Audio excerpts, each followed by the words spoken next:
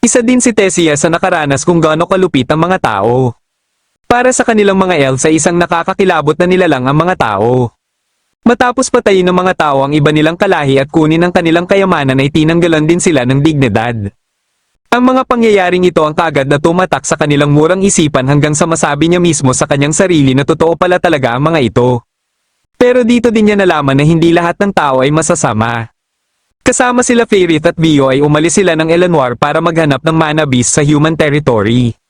Dahil hindi nila itinago ang kanilang mga tenga ay napansin din sila kaagad ng mga tao. Kaya nang aalis na sana sila ay dito na kumilos ang mga ito para dakpin sila. Ngunit dahil sanay na si Tessia sa mga ganitong pangyayari ay alam niya na din ang mga dapat nilang gawin. Hindi niya na hinayaan pa na maulit muli ang nangyari sa kanya dati kaya bago pa man makakilos ang ibang kalaban ay minabuti nila na makaalis na kaagad dito. Umaasa na sila na marami pa silang makakaengkwentrong mga tao na gusto silang dakpin.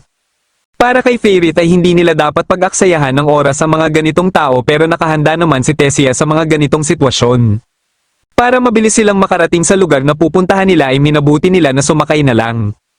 May mga nakasabayan din silang mga tao sa biyahe kaya muling naalala ni Tessia ang mga sinabi sa kanya ng kanyang lolo tungkol sa relasyon ng mga elves, mga tao at mga dwarves na matagal nang nababalot ng tunggalian.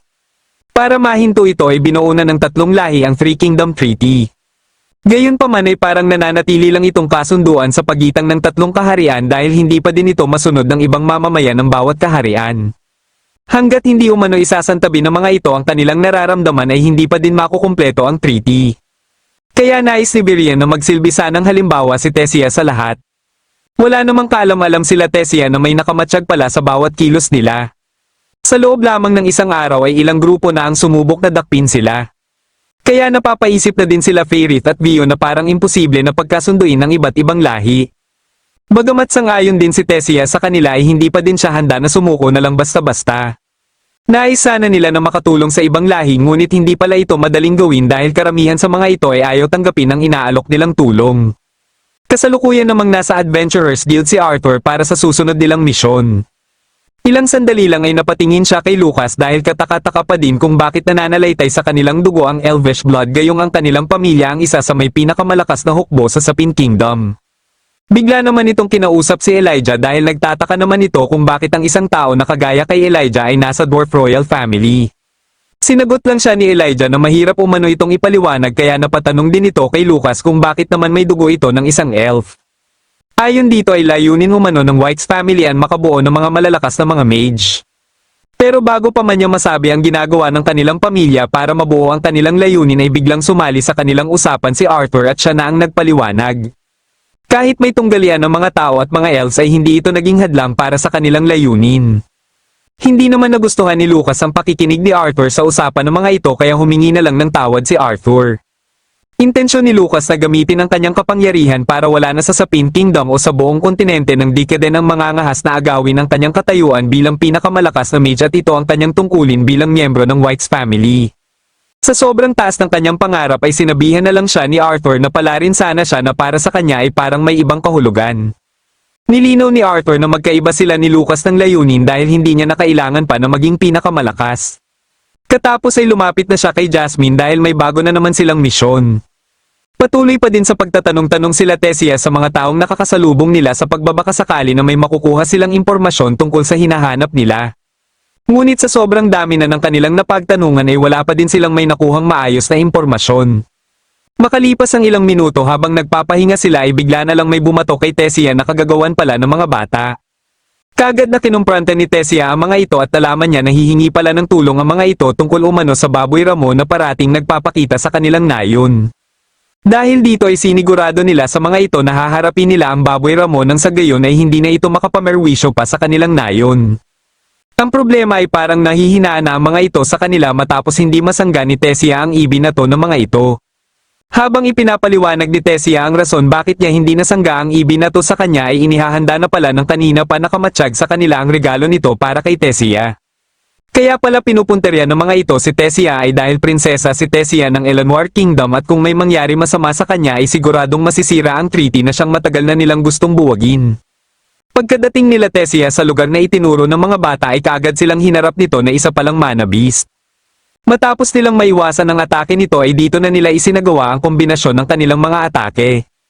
Inunahan ito ng atake ni Tessia na sinundan kagad nila Faith at Vio. Napuruhan nila ito ng kanilang mga atake kaya inakala nila na nailigpit na nila ito. Kaya nagulat na lang sila nang bigla itong sumugod at buti na lang ay mabilis silang nakaiwas.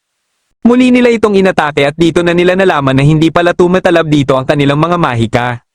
Kahit nagtataglay ng matinding mana ang mga elves ay mahihina naman ang kanilang pangangatawan. Hindi na makapaghintay ang mga nakamatsyag sa kanila kung ano kaya ang iisipin ng mga elves sakaling ang kanilang prinsesa ay masawi sa teritoryo ng mga tao. Habang iniiwasan nila Tessia at Vio ang mana beast ay natamaan naman ng malaking bato si Vio. Buti na lang ay dumating si Faith at nagawa niyang mailigtas si Vio. Iminungkahi ni Faith na umatras muna sila na sinang-ayunan naman ni Vio. Pero hindi sumang-ayon si Tessia dahil may gusto muna siyang subukan. Dahil hindi na siya maawat nila Faith ay sinuportahan na lang siya sa kanyang pinaplano. Nagpahabol si Faith sa mana beast hanggang sa makarating siya kung saan nakapwesto si Vio.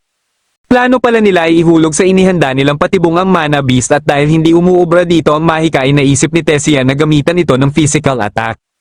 Matagumpay nilang naisagawa ang kanilang plano at inakala na naman nila na natalo na nila ang mana beast. Ngunit bigla na naman itong sumugod kaya dali-daling iniligtas ni Tessia sila Faith at Vio. Dito na din biglang sumagi sa kanyang isipan si Arthur dahilan para maalala niya ang isa sa itinuro nito sa kanya.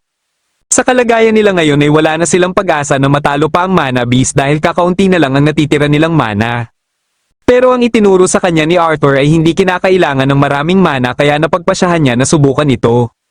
Pagkasugod ng mana beast ay hinarap niya itong mag-isa at pinunterya ito gamit ang teknik na itinuro ni Arthur. Sa sobrang lakas ng kanyang suntok ay dito niya na natalo ang mana beast. Kaya dito na dinalaman nila Faith na pinalakas niya pala ang kanyang katawan gamit ang kanyang mana. Hindi akalain ng mga kalaban na mas talentado pa pala si Tessia kumpara sa kanilang inaasahan. Kaya sa susunod ay kailangan na nilang maghanda ng mas malakas pang mana beast. Pagkabalik nila Tessia sa nayon ay ipinaalam nila sa village chief na naging matagumpay sila ngunit hindi man lang sila pinasalamatan nito. Hindi nagustuhan ni Vio ang naging reaksyon ng village chief pero inaasahan na pala ito ni Faith.